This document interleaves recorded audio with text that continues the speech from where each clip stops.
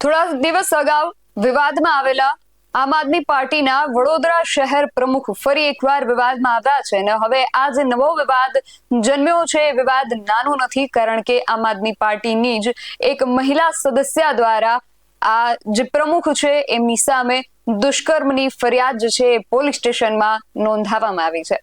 શું છે સમગ્ર વિગત જાણીએ આ અહેવાલમાં। જય હિન્દ, BSI ન્યૂઝ પર આપની સાથે હું છું નિધિ ગઢવી। આમ આદમી પાર્ટીની દશા હવે માઠી બેઠી હોય એવું લાગી રહ્યું છે, કારણ કે આમ આદમી પાર્ટી એના આંતરિક વિવાદોના વમણમાં વધુ ને વધુ ફસાતી જઈ રહી છે।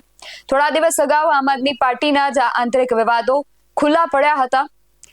થોડા દિવસ અગાઉ દિલ્હીના જે પૂર્વ ધારાસભ્ય છે દુર્ગેશ પાઠક, એમના દ્વારા સોશિયલ મીડિયા હેન્ડલ જે છે એમનું એક્સ, એના ઉપર એક ટ્વીટ કરવામાં આવી હતી ને એમાં એમણે ફરિયાદ કરી હતી કે એમના જ આમ આદમી પાર્ટીના દિલ્હીના જે કાર્યકર્તા છે એમને આઈબીના અધિકારીઓ અને ખાસ કરીને ગુજરાત પોલીસ એમને ફોન કરીને પરેશાન કરી રહી છે।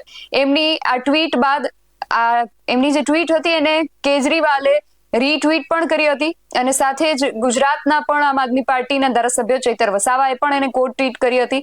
એ બાદ જે પોલીસ હતી એને આ બાબતને ગંભીરતાથી લઈ આ બાબતને લઈને તપાસ શરૂ કરી, ત્યારે તપાસના અંતે એ ખબર પડી કે ફોન કરીને નકલી આઈબી અધિકારી બનીને આમ આદમી પાર્ટીના જ દિલ્હીના એ કાર્યકર્તાને ધમકાવનાર બીજું કોઈ નહીં પરંતુ વડોદરાના આમ આદમી પાર્ટીના જે શહેર પ્રમુખ છે અશોકભાઈ ઓઝા એ જ હતા। અશોકભાઈ ઓઝા એમના એક મિત્ર હતા નીતિનભાઈ ડોબરિયા, એમના મારફતે એમના ફોન દ્વારા આમ આદમી પાર્ટીના દિલ્હીના એ જે નેતા હતા એમને ફોન કરીને નકલી આઈબી અધિકારીની ઓળખ આપીને પરેશાન કરી રહ્યા હતા।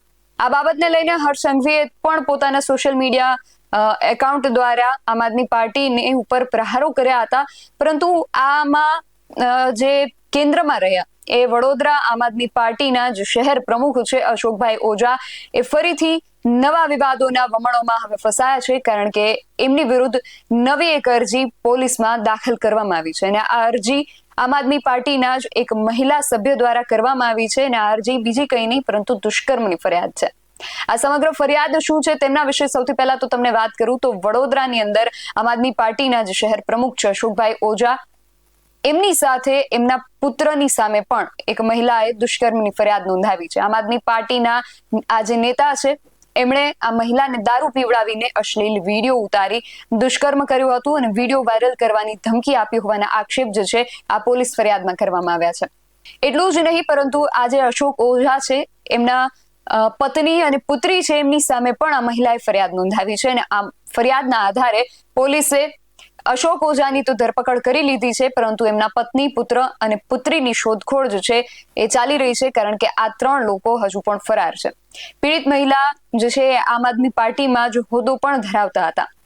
એમણે આ ચારેય લોકો સામે અશોક ઓઝા, એમના પત્ની, એમના પુત્ર અને પુત્રી ચારેય લોકો સામે ફરિયાદ નોંધાવી છે અને ફરિયાદમાં એમણે એવું કહ્યું છે કે અશોક ઓઝાએ એ જે મહિલા સભ્ય છે એમના પતિને સારી નોકરી આપવાની લાલચ આપીને એમને પોતાના ઘરે બોલાવ્યા હતા અને ત્યાં એ મહિલાને દારૂ પીવડાવીને એમની ઈચ્છા વિરુદ્ધ શારીરિક સંબંધ બાંધી અને એમની ઉપર દુષ્કર્મ આચર્યું હોવાનો આક્ષેપ જે છે એમના દ્વારા કરવામાં આવ્યો છે। અને એટલું જ નહીં પણ એ મહિલાની જાણ બહાર એમના નગ્ન વિડીયો બનાવ્યા હતા અને આ જે આરોપી છે અશોક ઓઝા, એણે આ મહિલાની જાણ બહાર આ વિડીયો બનાવી અને એને સોશિયલ મીડિયા પર વાયરલ કરવાની અને એના પતિને દેખાડી દેવાની ધમકી આપી બ્લેકમેલિંગ શરૂ કર્યું હતું।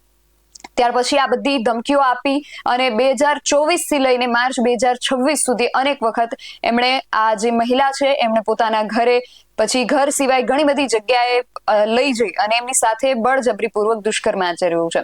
આ જે આરોપી છે અશોક ઓઝા, એણે મહિલાને વૈષ્ણોદેવી અને મુંબઈ જેવી જગ્યાએ પણ લઈ ગયા હતા અને ત્યાં હોટલોમાં એમના વિડીયો વાયરલ કરવાની ધમકી આપીને ત્યાં પણ એમની સાથે દુષ્કર્મ કર્યું હતું। અને એ સિવાય માર્ચ મહિનાની અંદર, માર્ચ 2026માં આ જે આરોપી છે એ મહિલાના ઘરે આવે છે અને ત્યાં પણ એની સાથે વિડીયો વાયરલ કરવાની ધમકી આપીને દુષ્કર્મ આચરે છે અને 2026માં જ આજે અશોક ઓઝા છે એમના પુત્ર આનંદ ઓઝા એ પણ આ પીડિત મહિલાના ઘરે પહોંચે છે અને એમની સાથે દુષ્કર્મ આચરે છે। આ જે સમગ્ર બાબત છે એમાં અશોક ઓઝાની જે પત્ની છે મોતીબેન અશોકભાઈ ઓઝા, એમને આ જે પીડિત મહિલા છે એણે જાણ કરી તો એમના પત્નીએ આ જે મહિલા છે એની સાથે બોલાચાલી કરીને ઝઘડો કર્યો અને ઘરમાંથી કાઢી મૂકવાની ધમકી આપી. અને એમની જે પુત્રી છે ખુશી ઓઝા, એમણે પણ આ મહિલાને વારંવાર ફોન કરીને પિતા સાથે વાત કરવા અને પૈસા પડાવવા માટે ધમકીઓ આપી રહી હતી. કપુરાઈ પોલીસે આ જે ફરિયાદ નોંધાણી છે એના આધારે અત્યારે અશોક ઓઝા સહિત આ ચારેય સામે ગુનો તો નોંધી લીધો છે, પરંતુ આમાં અશોક ઓઝાની ધરપકડ થઈ ચૂકી છે. બાકી જે 3 ની ઉપર આરોપ લાગ્યો છે એ લોકો હજુ પોલીસ પકડથી બહાર છે. પરંતુ સામે જે અશોક ઓઝા છે એમણે વળતી ફરિયાદ નોંધાવી છે. એમણે કપુરાઈ પોલીસ સ્ટેશનમાં જ એ ફરિયાદ લેખિતમાં આપી છે. આ અરજીમાં એમણે એવા આક્ષેપો કર્યા છે કે એમણે આ જે મહિલા છે, મહિલા અને એના બાળકને રહેવા માટે એક મકાન ભાડા વગર રહેવા માટે આપ્યું હતું અને એમને આર્થિક અને શૈક્ષણિક મદદ પણ કરી હતી. અને એ પછી મહિલાને મકાન ખાલી કરવાનું જ્યારે કહ્યું ત્યારે એમણે મકાન ખાલી કરવાનો ઇનકાર કરી દીધો અને મકાન ખાલી કરવાના બદલામાં 20 લાખ રૂપિયાની ગેરકાયદેસર ખંડણી માંગી હતી. એટલે સામસામી બંને પક્ષે ફરિયાદ નોંધાઈ છે.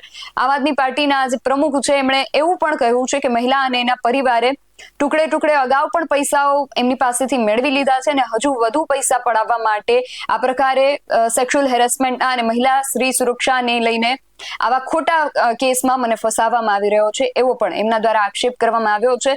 પોલીસ જે છે હવે સમગ્ર મામલાને લઈને તપાસ કરી રહી છે. બંને તરફ ફરિયાદ નોંધાઈ છે એટલે બંને તરફથી અત્યારે તપાસનો જે ધમધમાટ છે શરૂ કરવામાં આવ્યો છે.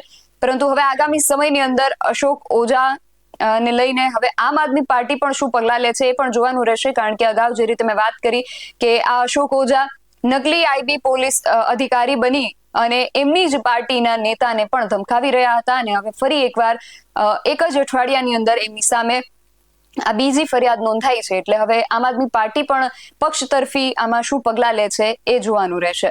તમારું આ સમગ્ર વિષયને લઈને શું માનવું છે અમને કમેન્ટ કરીને ચોક્કસથી જણાવજો. આવા જ વધુ અહેવાલો સાથે મળતા રહીશું. તમે મારી યુટ્યુબ ચેનલને સબસ્ક્રાઇબ કરવાનું અને અમને ફેસબુક અને ઇન્સ્ટાગ્રામ પર ફોલો કરવાનું ભૂલશો નહીં. બાકી નવી અપડેટ્સ માટે આપ જોતા રહો BSI ટીવી ન્યૂઝ. નમસ્કાર.